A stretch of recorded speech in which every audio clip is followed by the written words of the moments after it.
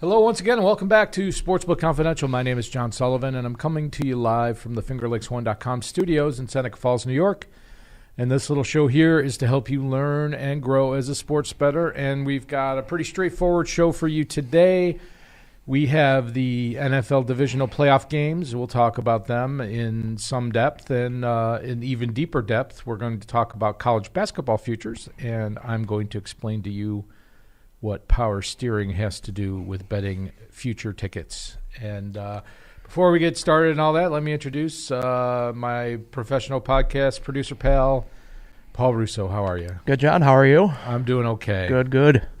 Ready for another cold weekend of sports? Yeah. I could go without the cold or the snow, one or the other. I can live with one or the other happening at the same time, but both kind of, it stings a little bit more.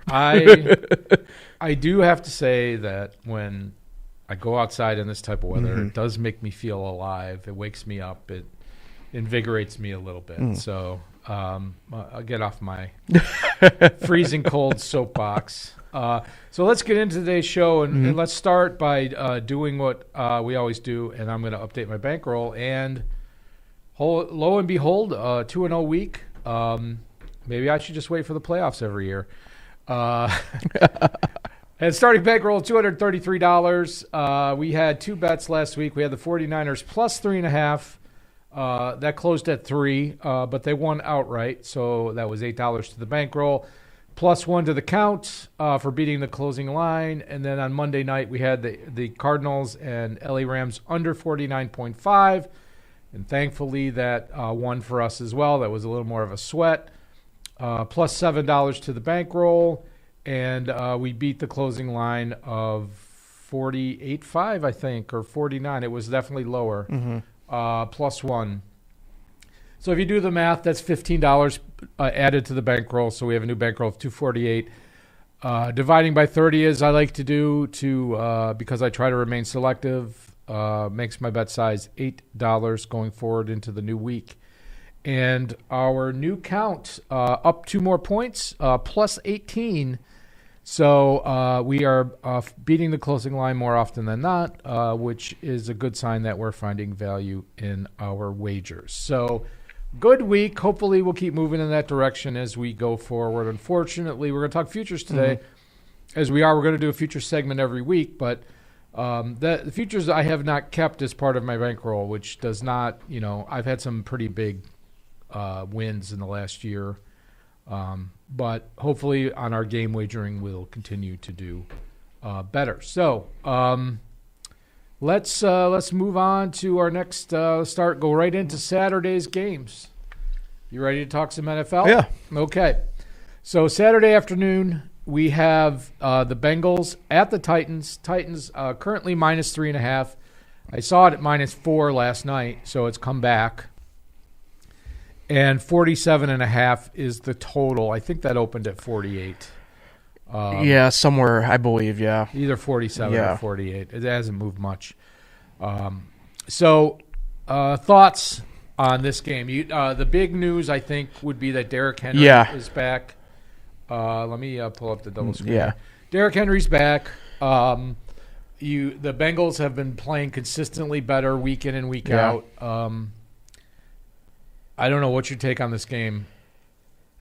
I like the Titans. I think a lot of it has to do with Derrick Henry, more or less.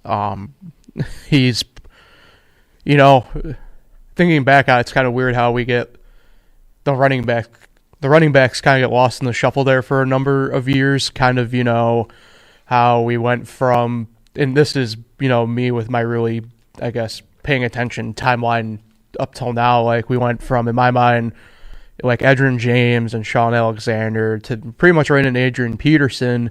Then Peterson, after that, you kind of get, I wouldn't say there was any true dominating one. I mean, maybe go like Marshawn Lynch territory, if you will, but maybe not quite that realm. He did have a year or two where he dominated. But Derrick Henry is definitely the throwback to this, feed him the ball and he's going to carry 3 defenders on his back. So, yeah, I look at it from a kind of a different point of view, but I reached the same conclusion, and that is which players on the field can take over this game. Right. And he's definitely one of them, if not the guy. Mm-hmm. I mean, Jamar Chase is another one. Yeah.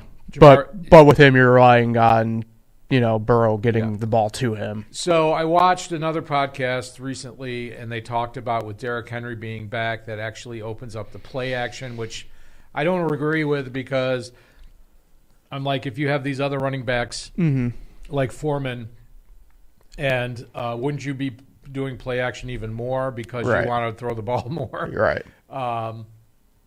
I would think that Vrabel, there's hammering next door. Yeah. I would think that Vrabel would want to shorten the game a little bit if he has Derrick Henry healthy. Right. So if I wouldn't, I would not be surprised if they came out throwing, but if, say, they got up by 10 or 14 points, if they didn't start to ground and pound, I would be very surprised. Right. That would either mean Derrick Henry is not 100%. Yeah. Or they're exploiting some huge weakness they find in Cincinnati. Yeah, I was going to say this might be a really good play of the under again. Kind of, piggybacking, say, off of the San Francisco, Dallas logic from last weekend. And you brought it up, if, say, Derrick Henry is fully healthy, and, maybe to a degree he doesn't necessarily have to be the fully healthy aspect in this regard. But Vrabel, like you said, if he gets up by 10, 14, if it gets to that point, especially the 10 side of things, in my opinion, I anticipate them pretty much running the ball, trying to drain as much clock as you can.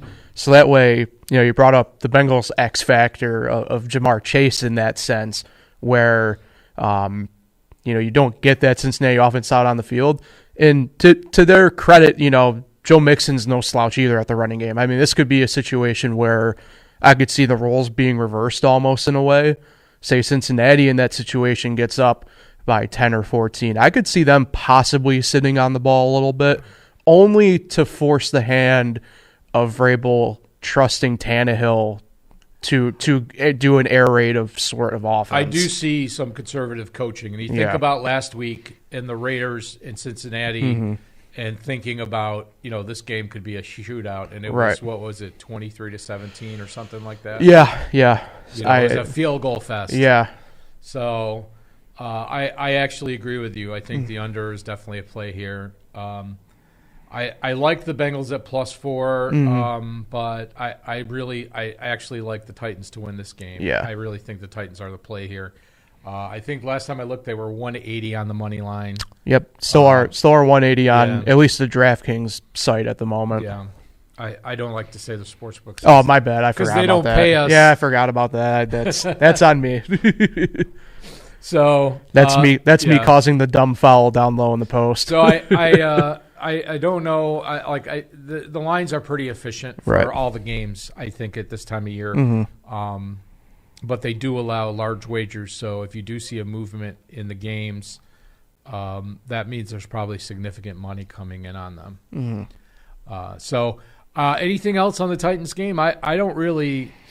I see like conservative coaching. I just remember Vrabel in the playoffs against the Patriots a couple years ago when he was doing all those false start penalties, trying to run the clock out. Yeah, I mean, he'll probably go for any trick in the book again, in my opinion. I mean, he's obviously a defensive-minded coach in the first place. The fact that he can go, I guess, into a bag of tricks, if you want to call it that, and kind of mess around like that's pretty interesting. But, I'm with you. Tennessee, I mean, it's kind of like the opposite thinking, you'd like Tennessee to maybe have that at least half point drop back to where it's -3.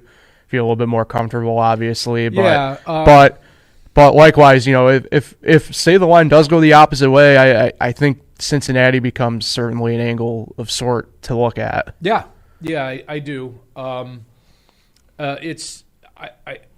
Titans secondary is not that strong. No. I look back to the Bills' 35-31 loss to the Titans. Of course, the defense for the Titans was very injured in that game, so they will obviously perform better. But it's going to take, in my opinion, the Titans to be down 14, 17 points to abandon their establish the run. dictate the tempo. Right. I don't see that happening. No.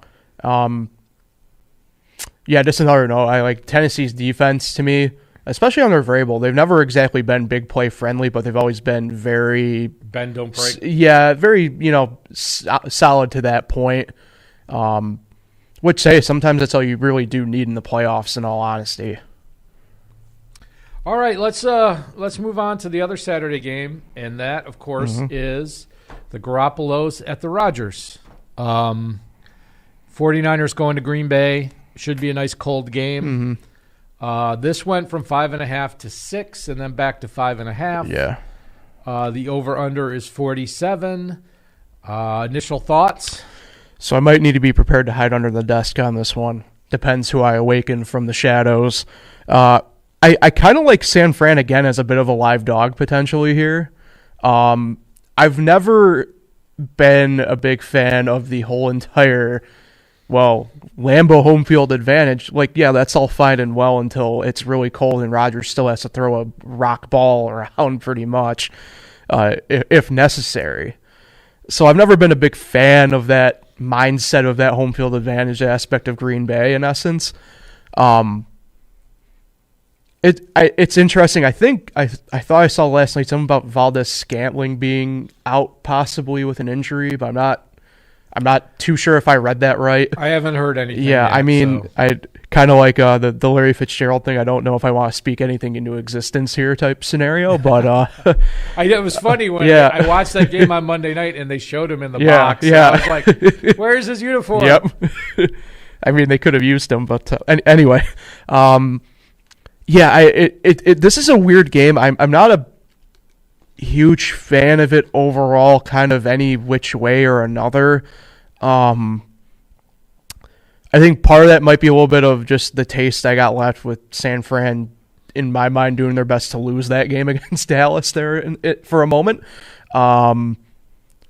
They did do what we did say that they were probably going to do if they got the lead, which was pretty much sit on the ball and not get the clock. So in that regard, 47's the over-under line right now. Probably another safer underplay potentially, especially if it does get cold, like it probably will in Lambeau. I can't see the aerial game in either offense really being that great. Okay. Well, I am in stark disagreement with you, which is okay. Yep. That's why we're here. These teams played earlier in the season at Lambeau. Yeah. Of course, it was a cold fall day. I think it was an 8:20 game, and it was 30-28. Garoppolo did play. Lambeau has everything set up. Was this one of those? Was this the one Crosby game? If I'm thinking right, It was. I think Crosby won it on a field goal. Yeah. Okay. Again. So, it was a very exciting game. It was a last-minute win for Green Bay. They were way ahead, and then San Francisco came back. I think that this game is going over. And Lambeau has everything set up to not necessarily make the field the field playable, right? Not necessarily make it comfortable for the opponents. I'm just saying there's probably some people on San Francisco that are not used to playing in the cold weather. No, yeah, I know. And Jimmy G's played in New England. He knows what it's like to play in cold weather. It's not like Midwestern kid anyway. Played college ball at Eastern Illinois. Yeah. So it's not. I don't think that's going to affect him that much. And you're right. There's going to be significant running of the ball, obviously on the San Francisco side. And Green Bay's running game is super underrated. A.J. Dillon and Aaron Jones. That name. Oh. Syracuse fans like me have PTSD still with that name. He's a beast. He is. He almost makes Jones a bit, he makes tangible almost. Jones look like a scat pack. Yeah. He's just a powerful runner. Yeah. Tough to bring down. I think both teams are going to be able to move the ball. I think this game is going over. I like Green Bay to win. They're rested. Scantling out would definitely affect the spread for me. I would want maybe 4 instead of 5.5. It doesn't take a lot to move it from 5.5 to 4.5. Right. So, but I think Green Bay with the rest was huge for them. True, yeah. And I think that this team was built to go to the Super Bowl. I think it's their year. And you did bring up a good point there. I think that's going to get that even myself probably didn't think about fully his first 17-game season. That this off week might prove to be a bigger thing than previous years. Yeah. I mean, I think the Titans are, going back to the other game, the Titans are thanking their stars that they got Cincinnati instead of KC or Buffalo. Yeah, you know? I would imagine that. Which is why I think that, they had plenty of time to prepare for this game, and I think they're going to get the job done. Mm-hmm. But, yeah, I like the Packers here. I like the over here. We'll see what makes my final play. Mm-hmm. But I don't really care for the spread, but I can see the Packers winning this by 6. That's kind of what I would like to get 4 or 4.5 because I feel like that's going to be the margin. Right. So we'll see what happens. But Saturday games look to be very interesting. And, of course, the Sunday games are going to be interesting as well. Let's take a look. And we're going to start with Rams at the Buccaneers in the afternoon. Bucks 2.5-point favorites in the house of Brady. Yeah, 48.5 is the total. I think that opened at 48. What do you got for me for the Rams and the Chiefs? The Rams and the Bucks. Possible foreshadowing on your front, maybe. I don't know. I really love the fact that I could get Tampa Bay right now for giving up under a field goal. Yeah.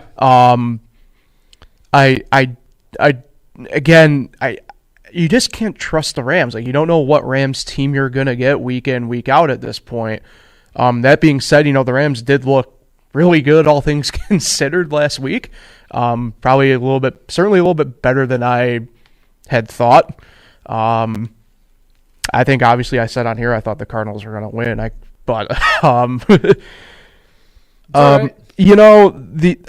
kind of do like the over in this as well. I think I would probably prefer it if I would have been able to hop on at 48 as opposed to 48.5 for whatever reason. But I think as long as that over-under line kind of sticks where it's at within that half-point-ish range going either way, I like the over in that game as well. You know that I have knocked – well, first thing I'm going to say is last week's game with the Cardinals and the Rams, Cam Akers had a hell of a game. Yeah. And – it almost makes you wonder what would have been like the whole year with them. Yeah. So the reason I bring that up is because the Bucs basically are considered the best rushing defense.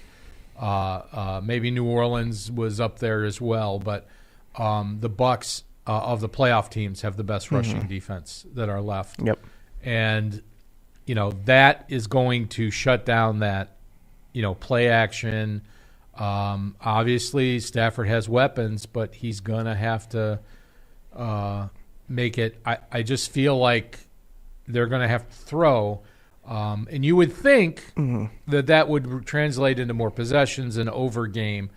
I actually feel like the Rams are going to have trouble scoring points against the Bucs defense. I feel like this is going to be a lower scoring game. I feel like this is going to be like a 24-17 type of game. Brady, they won 3 road games going to the Super Bowl last year, and 2 of those games he did not have great games. He had interceptions. It was not... Can't confirm it was one of the mere highlights of last year as a Washington fan. Yes. So it was not an easy road, even though it's, in retrospect, everybody, seems like it was a foregone conclusion. So I do like the Buccaneers at -2.5. I have knocked Sean Vay many times on this podcast for scripting plays and refusing to make adjustments in-game until the second half. And last week he didn't have to do that because everything went according to plan in the first half, and he just didn't really have to do anything. The game was on autopilot after that. If he gets knocked in the teeth here and they're down 14-0, when will he try tempo? When will he try different things? Well, I mean, that's the key thing, too, kind of piggybacking off what you mentioned with the rush defense. That inherently means that, Tampa Bay tends to run usually about 4 outright on the defensive line usually, or if you want to call it the 3+1 hybrid of sort, which usually means at that point you have about 7-ish in the box at any given time. Stafford's not going to have that luxury of sitting back there more likely than not most drop backs. So, and I hate to say it, but I don't wish injury on anybody. Oh, but, boy. I mean, Stafford and Brady are no spring chickens. They're more like that's a good point, though. they're late autumn chickens. Yeah. And they're, that could happen at any time. Yeah. So who are the players you think that could impact this game the most? Obviously, Cooper Kupp and Aaron Donald, I think, on the Rams side. If Cam Akers can find a way to get some job done on the ground for him. But what about on the Tampa Bay side? Honestly, and it's been a weird aspect, obviously, with Tampa Bay the past couple of years, but I don't know what running back's going to have to do it, whether it's Gio Bernard or Ronald Jones Jr. or I think Leonard's out, right, as far as I know. As far as I know, yeah. Yeah, so I guess the two-headed monster or not really monster of Gio Bernard, Ronald Jones. So I know the key thing that really kickstarted that Tampa Bay offense last week against Philly was that first drive. They relied heavy on Gio Bernard, both in the run game and then in the passing game as well. And, Philly, you can say what you want about Philly's defense, and obviously the Rams' defense is a step up from Philly's. But Gio Bernard's versatility in that game was big. It's what got them off on the foot right away and got the upper hand right away. So, like I said, whether it's Ronald Jones at that point or Gio Bernard, I think that would be, at least to me, the offensive X factor with Tampa Bay. And then, I think Tampa Bay too, their secondary is going to have to go back to the edge we kind of said with Tennessee, bend not break. Their secondary hasn't been the best at times this year. Certainly, I think are they bottom half of the league officially passing wise? I have no idea. Okay, so but I know the name for me that always stands out is Bunning Murphy. For as good as he can be, sometimes he can be turned into toast at times. So I think the secondary for Tampa Bay is going to be the X factor, because obviously we know what that front 4 to 7 can do at any given time. It's a chance. I mean, the Rams, even though both of these teams only had 4 losses in the regular season, I feel like Tampa Bay played more consistently week to week than the Rams did. Both of these teams suffered significant injuries. Mm-hmm. There's no question about it. I don't feel like the Tampa Bay at home really gives them a huge home field advantage. Obviously, it's I know what you mean. Yeah, they're one of the weird ones. It's weird if the roles were reversed. I definitely would be full out in agreement with you, where it wouldn't make a difference. Yeah. Tampa Bay, I'm guessing it would probably be 60-40, give or take, would be my guess. Well, I'm not talking about the fan attendance. No, I know, but Tampa Raymond James, because I've been by Raymond James a couple of times. It's a weird setup, admittedly, all things considered. Their end zones are really open for being a pro stadium. Yeah. So it should be a good game. I feel like obviously these two games on Sunday are very closely aligned. So. I do like the Buccaneers at -2.5. I agree with you there. I feel like this game, unless the Buccaneers put up 31, which I don't think they will against the Rams, I feel like this is towards an under for me. But be interesting to see what happens. I feel like Sean McVay has not learned from his previous playoff mistakes, and I hope he takes that next step. Mm-hmm. He had a really easy game last week. I don't know if it was just because it was a division opponent and they were easy to scout for. But let's move on to this last game. Of course, it is the Buffalo Bills at the Kansas City Chiefs, and we got the Chiefs -2. Total started at 54.5, and now it's down to 54. What do you got? All right, so my podcast earlier this week, I stunned my co-host Nick on that. Probably stunned many people in general who usually listen, who normally know where up until this year I kind of leaned with the Bills many times. Are you saying you're a homer? No. Well, anti-homer in this situation? I don't know what it would be. Okay. But there's something in me, something deep down is saying the Bills. Okay. The Bills this week.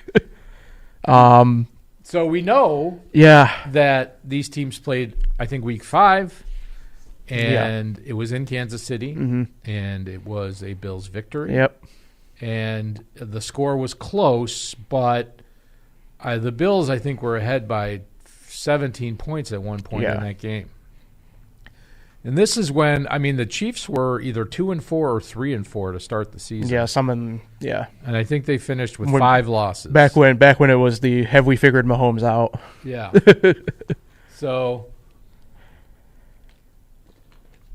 the Bills have shown flashes of being, when they're playing their best, it seems like nobody can beat them. In Kansas City, I have to say, when they're playing their best, it kind of feels the same way. I feel like the Kansas City defense, when they play a team like the Bills, they get a lot more exposed when they play, a team like the who did they play last week? I can't even remember. The Bills? No. The Chiefs. They hosted the Ben Roethlisberger retirement the Steelers, retirement party. Made them look really good. Yeah. Made the defense look really good, but they played the Bengals. That was a high scoring game that they lost.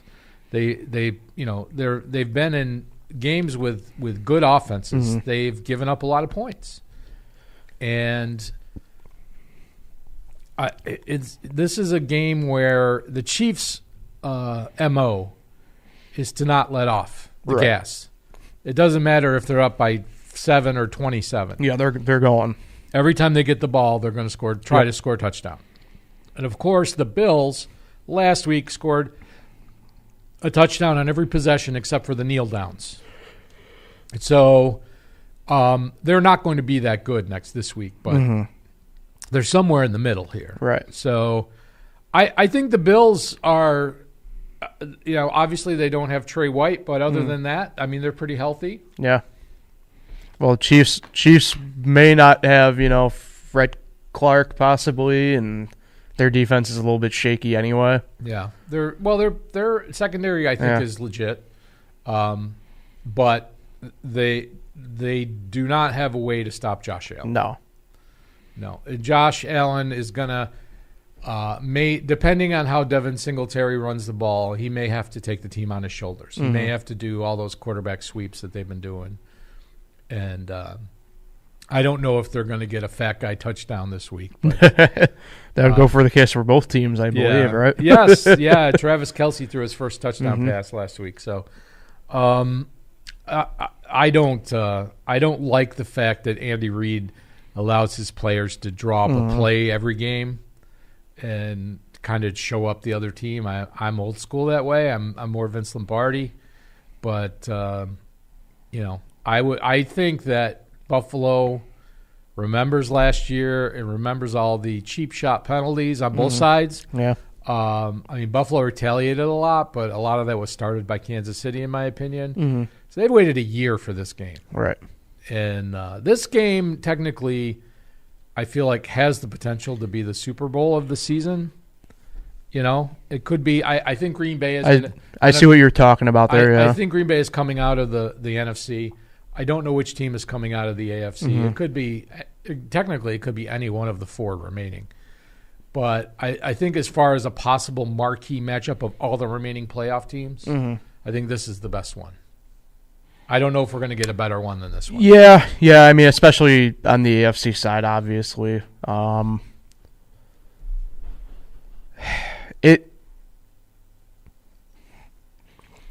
don't know. This is such a weird game to kind of have just kind of in your divisional round. Because you mentioned, I mean, this does have, if not Super Bowl vibes, it's definitely conference championship weekend vibe off of it. I don't know if we'll see outright chippiness, because I feel like if it was going to happen, it was going to happen in the regular season game more than anything else. And nothing really fully came of that, if memory's serving right. Oh, I mean, there were just a bunch of penalties. Yeah. I mean, I don't know. I will say this. I can't see Andy Reid probably likely having a player design play at some point here. I think it's going to be overall too close for any of that really to happen. There is no, like, I don't have the odds up in front of me, but to me, there's no point in taking the Bills money line at plus 105 or whatever I saw it before. That's right. So if it's, I'd rather just take the 2 points. Yeah. It's in that scenario, I'm with you. Just might as well grab them and kind of run. So the under is trending down. I mean, the total's trending down. I don't know. I feel like that's adequately lined. 54. I don't really. It would have to go 51 for me to bet over, and it would have to go 55.5 for me to bet under. So I'd stay away from that. Myself. Yeah, I'm not a big fan of that. I'm with you there. Certainly would probably prefer, like you said, to drop either. I mean, at that point, it's probably a tough scenario to get at 3 whole points at this stage in the game. I mean, it's certainly possible. Anything can happen, I guess, in essence. But I'm with you. If anything, it's going to probably trend back up a couple or a point or half point to a point. And at that point, I'd say the under is definitely the play if that happens. So, I'm looking forward to that, 6 o'clock Sunday night, and we'll get to my picks at the end of the program, and you can throw in a pick if you have one. Let's move on to college basketball. I'm sure some people have been waiting for this. Let me just post this up. I'm going to talk about March Madness futures, and I put up a little comments here. There's extreme value in both long shots and favorites because there are 360 Division plus Division I basketball teams. Yep. And it's hard for the books to handicap those accurately. Yeah. And then the cash-out option makes betting futures more appealing. So that's a new feature for those of us in New York because we can now bet online on mobile, and the books offer a cash-out option. So you can, at any time, say, I'm out, and either take a loss or a profit depending on what state your future's in. But if you bet a lot of long shots early in the season and they're sticking around into the tournament, you could cash those out and make yourself some money. And then finally, what does power steering have to do with betting futures? So I have this example, real life example that I like to use when comparing betting futures, any sport, not just college basketball. But for those of us that own cars or drive cars, we may have problems with our cars, such as, say, your car starts leaking power steering fluid. Less than ideal. Less than ideal, yes.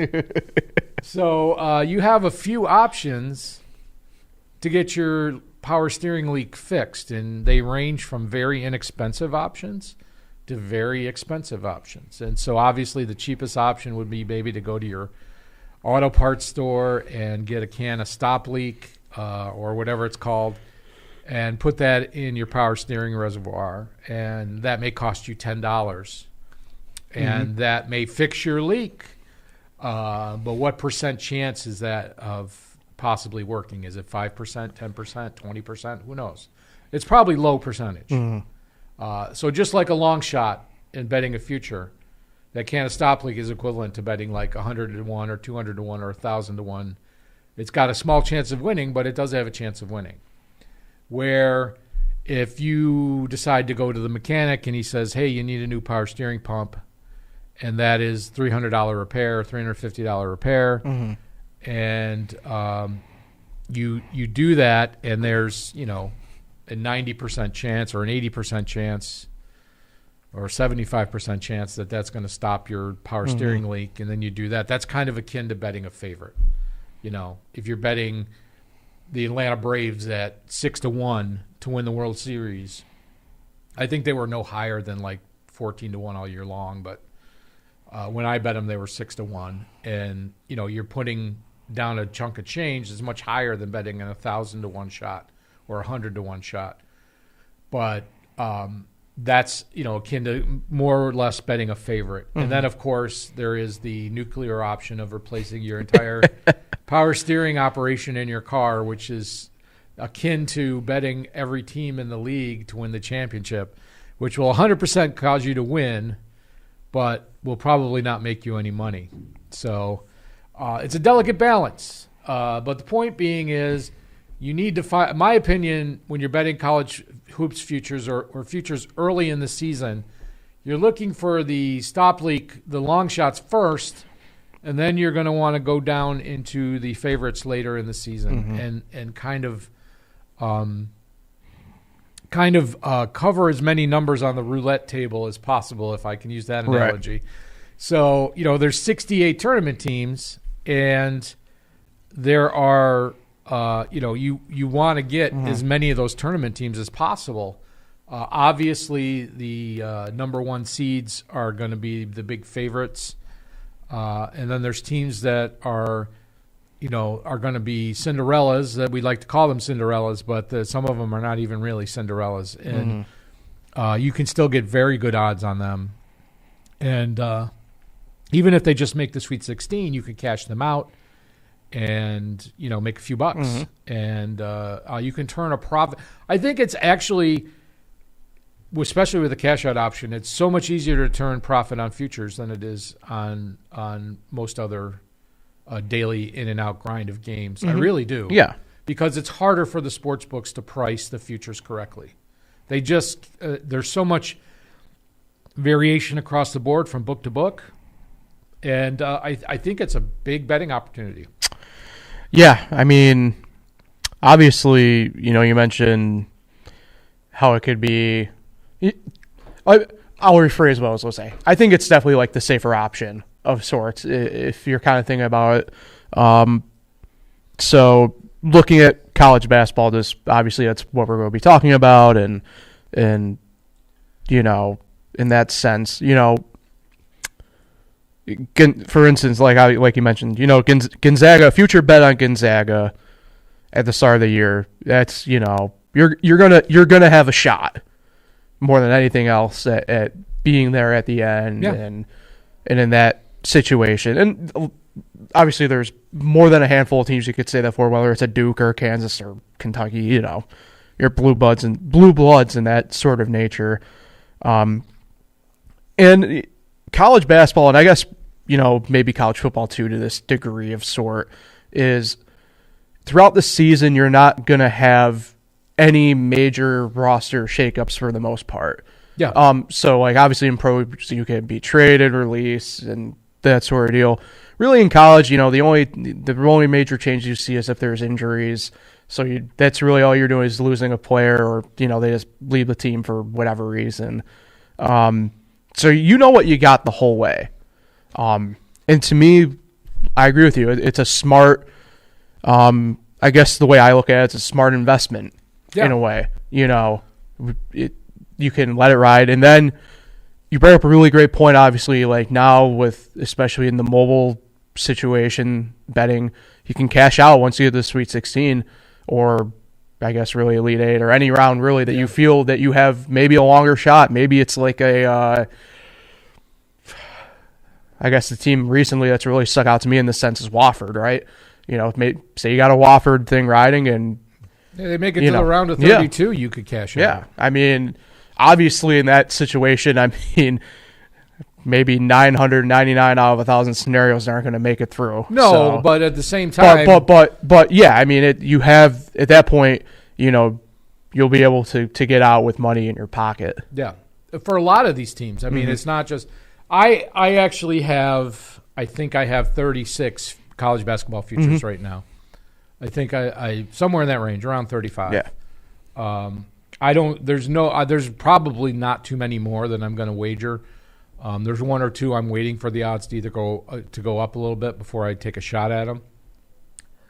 But I'm saving. I'm going to try to cash out some of these lesser teams at a profit, but I'm saving my investment to hedge with a team that I think is really going to win the whole thing. So we're waiting to see.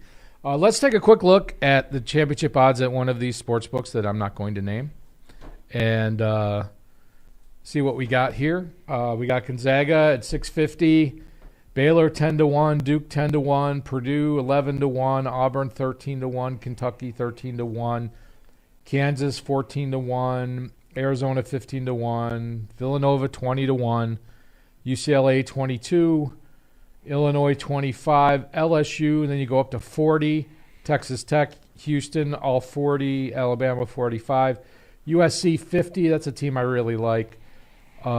Texas 50, Michigan State 50, Wisconsin 50, Tennessee 55, Ohio State and Connecticut 60, and then it kind of drops off after there, and then you get into the hundreds. There's a lot of good teams that have really long odds. Yep. And I'm just going to name some of the ones that I've taken a flyer on. I'm going to roll down the list here, and Wisconsin is one already. UConn is one I've taken a flyer on. Indiana, Xavier, and let's see, Loyola, Chicago. We'll talk about them in a minute. Iowa State, Iowa, BYU, Oklahoma, Providence, San Diego State, Davidson, Colorado State. These are a few teams that Notre Dame, Clemson. These are teams that I've taken a flyer on that, are well over 100-1. And if you shop around, you might be able to get 150, 200-1, 250-1. For a 250-1, you're talking about $8 for a $2,000 payout. Right. It's not a lot of money. As you say, it's a pizza, right? That's a personal pizza. Yeah. But the point being, Notre Dame makes it to the Sweet 16, then you cash that out. You might get a couple $100. Yeah. So I feel like it's a good value wager. So let's take a quick look. I put a list together of possible Cinderella teams. My Cinderella watch. I'm no Dick Vitale, but these are the teams that, right off the top of my head, that I wrote down that I feel like have a shot to make the Sweet 16. And I'm going to show you in a minute why these teams come up in my head. But of course, we've got South Dakota State. I believe they're the Jackrabbits. Yep. And the Grand Canyon University.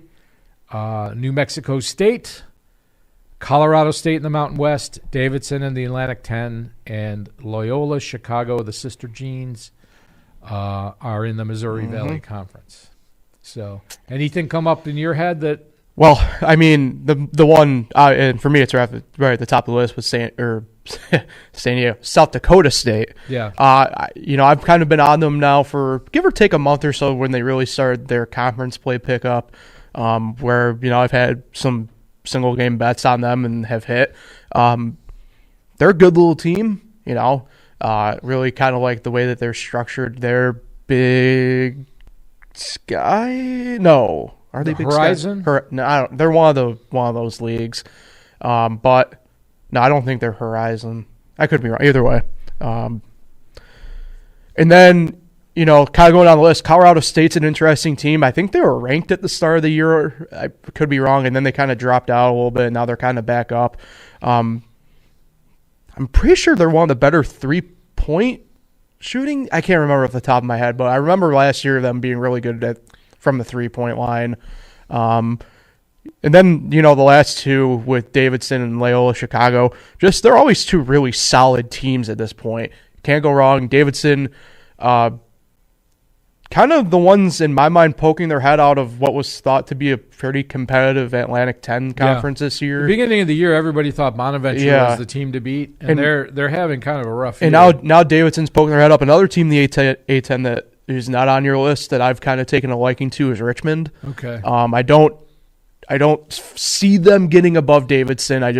My own personal feel, but they're an interesting team to keep an eye on, the Spiders. I did notice you mentioned three-point shooting, and I wanted to take a few minutes to look at some team stats, which a lot of sports content online does not look at the team. I think this is definitely a strong team sport here, college basketball.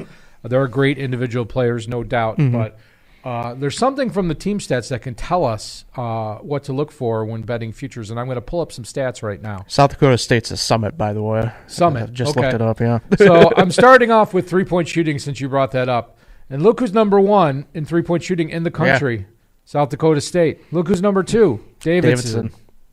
Yep. So you've got Loyola Chicago, number 5, Purdue, number 6. And then you got Murray State, 13. I probably should have put Murray State on the list. And then Michigan State, 14. How about free throw shooting? Who's the best free throw shooting team in the country? All right. We've got Portland, Villanova, number 2, Colorado State, number 3, VCU. Who else? We got Utah. Missouri. Because I saw their name again. It's a team that we mentioned off air to each other was Missouri State. Yep. So, and then what about field goal percentage? Who is the best shooting overall team in the country? Gonzaga, obviously, number 1. Number 2, South Dakota State. Arizona, 3. Loyola Chicago, number 4. Look at that. Davidson 5. Yep. And Colorado State, 8. Murray State, 10.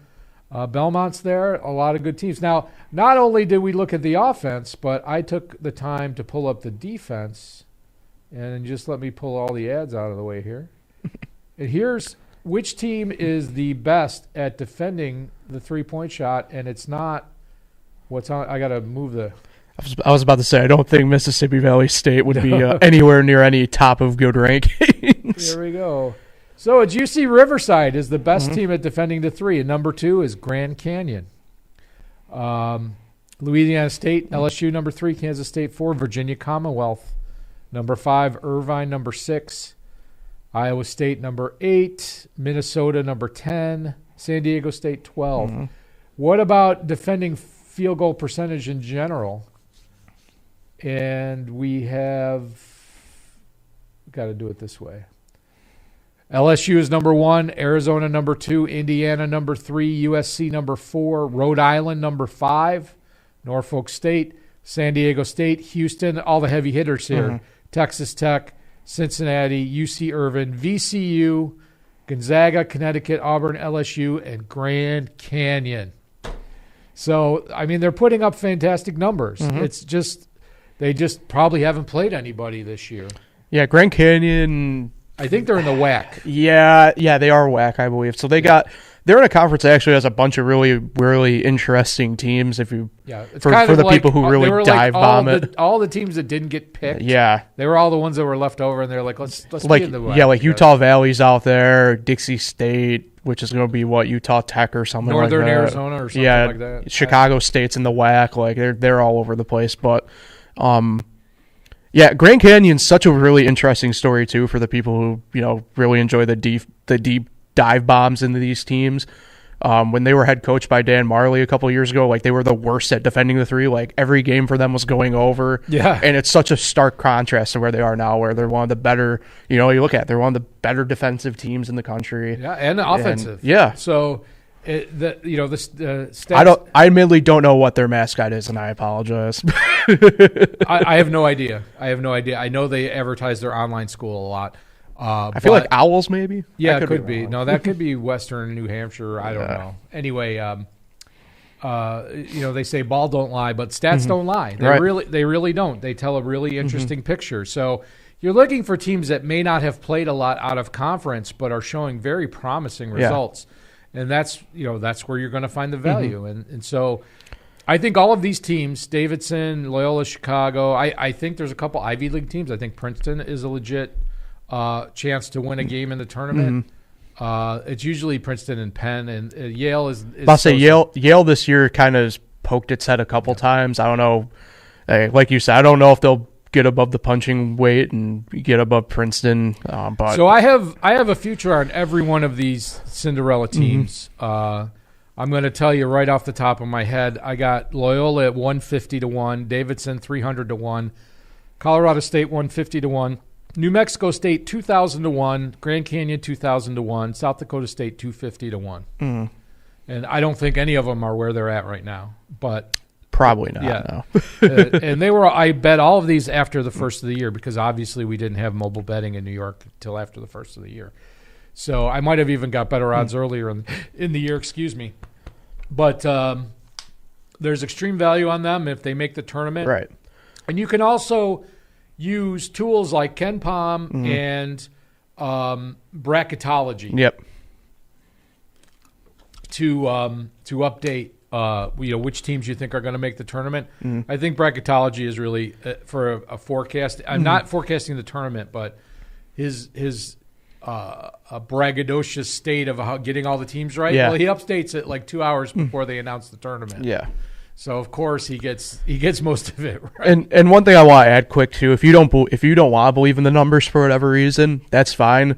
I go back to this old adage then with that. Go look at your blue blood schedules, your Power 5 conference schedules on the year, and look who they play in their non-conference. There's usually a reason why some of these teams don't want to go near your South Dakota States, your Belmonts, your Murray States, because they have a tendency over these periods of years. It's not really a case like just this year, but there's usually a reason why they don't enjoy going and playing them, because they know the risk of upset just in general for them is so much more higher. Yeah. So, there's some very good programs there, up-and-coming programs. All right, let's wrap things up with my picks. And it's pretty simple. I'm going all day Saturday. I got Cincinnati and Tennessee under 47.5 at minus 110. That's pretty much the universal line right now. And then I'm taking Green Bay Packers money line. I found minus 235. That was the best I could find. I'm just playing it safe. I think Aaron Rodgers gets it done. He may be the most unpopular MVP ever in the league. If he, he'd be up there. If the Colts didn't crash and burn the way they did, I really thought Jonathan Taylor was going to win the MVP. Yeah. But I think Green Bay gets it done. I would need probably 4.5 to bet them on the spread. But I like them on the money line. And you have any bets you want to throw out here? Yep. Following with you, Cincinnati, Tennessee under. I'm going to go with the Buccaneers minus 2.5 right now. I just feel like getting them anything south of a field goal is a really great steal and kind of run away and high with it. And separate from this pick, call it the Paul boosted opportunity here. I love Buffalo. Yeah. I'm hoping for my futures anyway. I'm hoping for a Buffalo Green Bay Super Bowl, and actually for as a fan, I'm hoping for a Buffalo Green Bay Super Bowl. So I'm going to be rooting for the Bills, and it's going to be hopefully it's going to be a great game. So we'll see what happens. All right. Well, thank you very much for your time. Thanks for tuning in with us today. I'm going to play the outro music for you, and let's go get some winners, guys. Yeah.